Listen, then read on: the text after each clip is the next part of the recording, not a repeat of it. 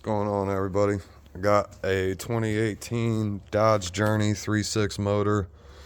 A lot of crazy ticking noises and knocking noises and stuff like that coming from what I thought was the bottom side, top side, possibly one of the pulleys.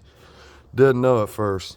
Did change the water pump out, didn't fix the issue there. Changed the idler pulley, didn't fix the issue there. Pulled valve covers, checked lifters and all that, wasn't the problem there. Did a little bit of research through the night and come to find out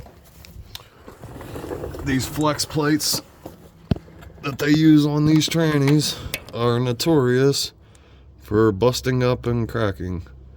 As you can see right there in the center of that hole, let me zoom in.